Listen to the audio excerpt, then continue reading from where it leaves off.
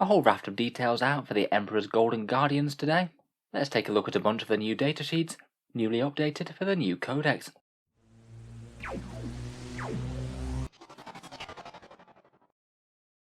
Hello and welcome back to Auspex Tactics, the strategy-focused 40k channel, where today we're back to talking Custodes once more, and as expected we've got a rather large amount of information from them from the Shadow Throne box set.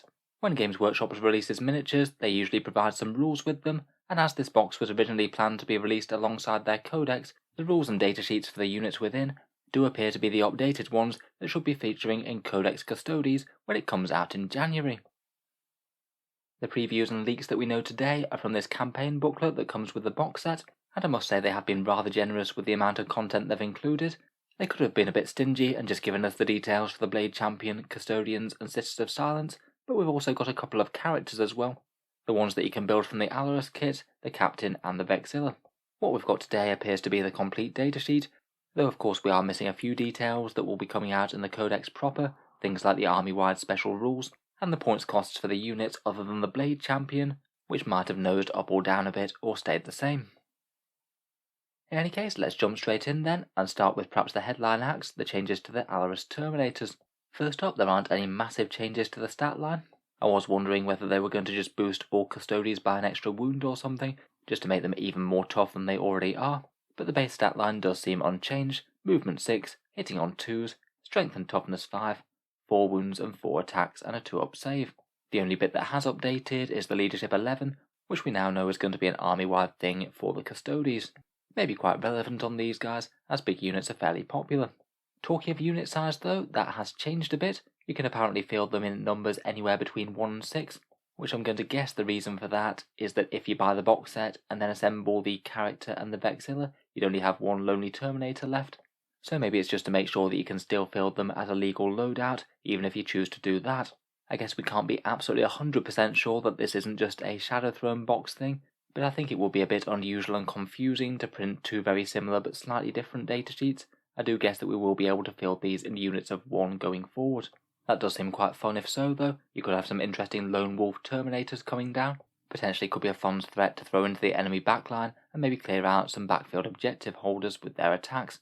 The power level of the unit is apparently 3 per model, which seems similar to the previous one, though we don't know if there's been any subtle points adjustments that's hiding. War gear wise, perhaps the biggest alteration is the change to their ballistas grenade launchers. They were previously only 12-inch range, assault D3 and strength 4. They've now gone up to strength 5 and a pretty hefty 18-inch range, so that should give them some really decent choice of targets when they deep strike in. It remains to be seen whether they'll keep that pretty excellent concussion grenade stratagem. Hopefully it will, as that's quite a useful one. Possibly a small disappointment is that the Castellan axes aren't really receiving any sort of buff. They do appear to be pretty much the same as before, strength plus 3, AP minus 2, and changing from damage D3 to damage 2. I was wondering if Games Workshop were going to give these a big damage 3 and make them incredibly hard hitting. Don't get me wrong, they still will be decent even with that, and maybe there will be ways within the codex to make them hit even harder, but I just feel like damage 2 is often a little bit at risk of being negated by the various minus 1 damage things in 40k right now. If you're going into things like Dreadnoughts or Death Guard, they just won't feel it quite as much. Their shooting patterns are unchanged, still 24 inches, damage 2 and AP minus 1 on that. And as seen in previous previews, the Guardian Spears have gained plus 1 strength, they're now strength 7 now. So it depends whether you want to be the big strength 8 and lose a pip of AP, or go for strength 7 and have more. Finally, I was wondering whether or not they'd changed the Misericordia. I quite like the fact that they didn't, as it's quite a nice little upgrade for them. You get an extra attack at base strength and AP minus 2, and now there appears to be no Storm Shield restriction noted on it, so maybe you might be able to take them on Custodian Guard with Storm Shields now. Special rules wise, they have the Aegis of the Emperor, from Golden Light and Martial Qatar. It's going to be interesting to see whether the Aegis of the Emperor has changed in any way. I suspect it might have been updated a bit. Golden Light is their deep strike, and Martial Qatar is that turn-based and moderately complex mechanic that should give them a handy power boost of one sort or another each turn. They retain their Slayer of Tyrants rule, allowing them to pile in towards enemy characters, and keywords wise they've gained Core, a Shield Company tag so you can differentiate them between those, and also the Teleport Homer keyword. That's presumably going to interact with a stratagem, maybe the one that allows them to port to a Vexilla and unleash carnage from there.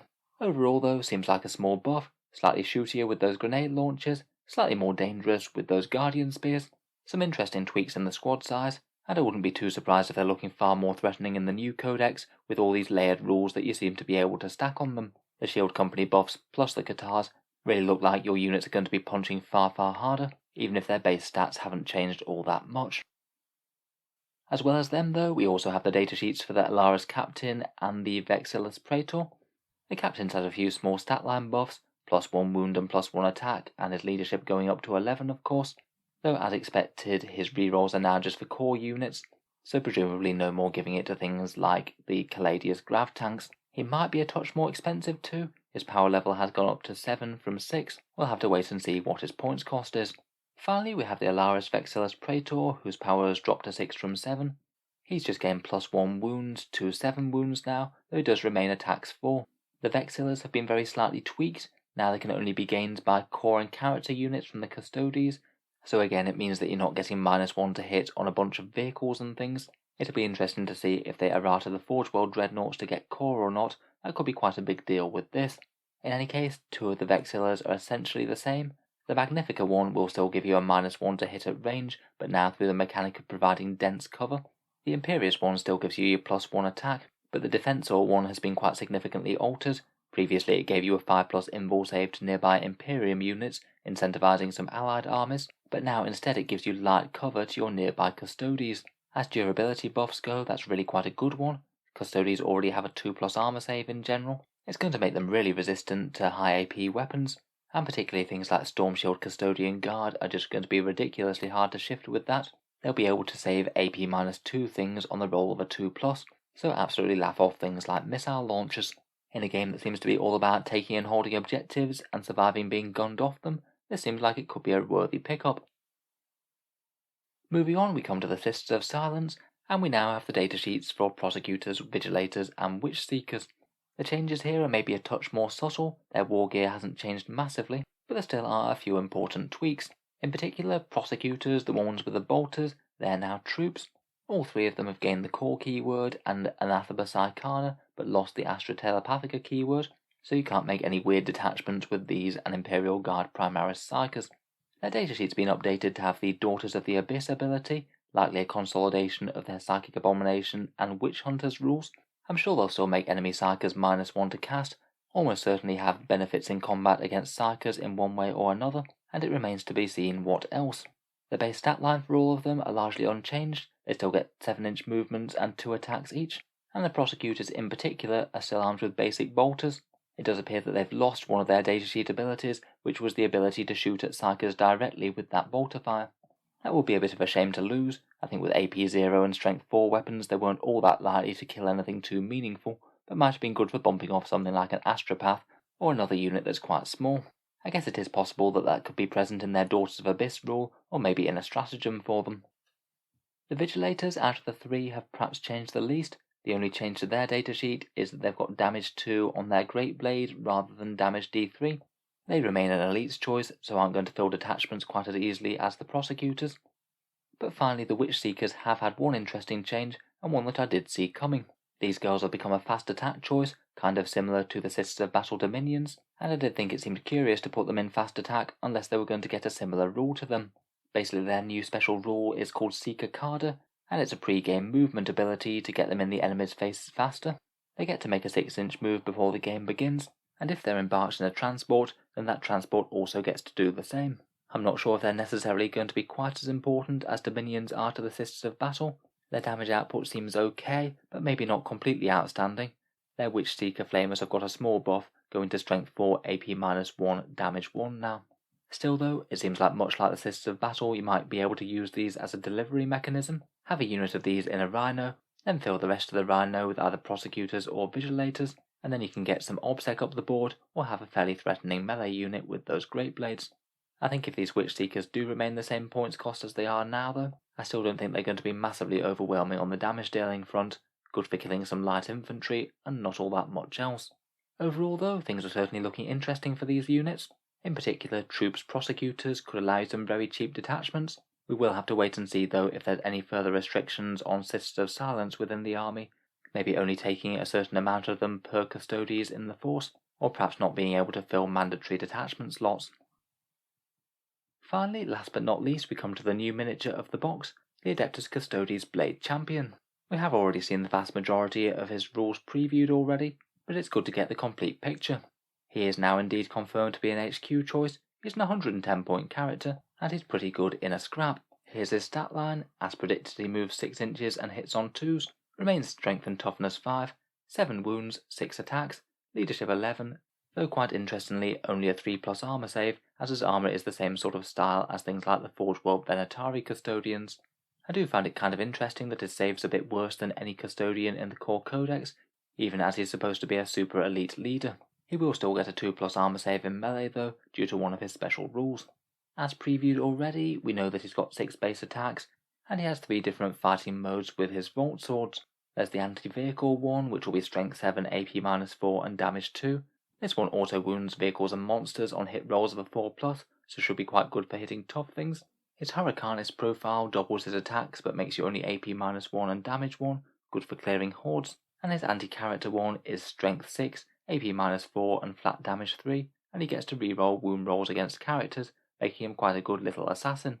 In general, he's going to do a decent amount of damage against whatever you throw him at, and then he's further boosted by a whole bunch of just random quality of life upgrades for combat. He's tougher to take down than his stat line hints. Whenever you attack him, if you roll a 1 to 3 to hit, that roll will always fail, and as mentioned, he does get that +1 save in combat. He then has a 6-inch heroic intervention and always fights first. That's quite common across quite a lot of champion type models throughout 40k. And finally, he has one further special rule that hadn't been previewed, Martial Inspiration, which means that when he's in engagement range of an enemy unit, all your friendly Custodians will get +1 to charge against said unit. I guess kind of incentivizes leading him from the front and dogpiling into one target. Overall, he's certainly looking very, very destructive. I'm sure it'd be a fun unit to use, though I do wonder whether or not he's actually going to outperform shield captains for the HQ slot. They will also hit very, very hard themselves, will be able to access different relics and options, and reroll ones to hit will be quite nice for actually commanding troops, as well as just causing damage by themselves. So plenty of exciting stuff there. It's going to be interesting to see the full Custodes Codex when it comes out, and I'll absolutely be covering any more leaks that we get, and review the Codex in full once it's out. As always, let me know what you think of the reveals down in the comments, and particularly let me know if I've missed anything important. If you've enjoyed the video, feel free to subscribe to Auspex Tactics, where I'll certainly keep the regular 40k videos coming. I'll be doing one of these very similar for the Genestealer cult contents of the box. That will come out as soon as I can make it. Finally, if you have been enjoying the videos on the channel, I would just like to quickly mention that Auspex Tactics does have a Patreon page, and that's what allows me to make videos like this quite so regularly. Channel patrons do get a fair few advantages, including seeing certain videos early, regular votes to see what sort of things happen next on the channel, and automatic entry into the regular prize giveaways with a chance to win some really big model kits each month. If any of that sounds good to you, or you'd just like to help support, the link is down in the video description. In any case, an absolutely enormous thank you for listening, and I'll hope to see you guys next time.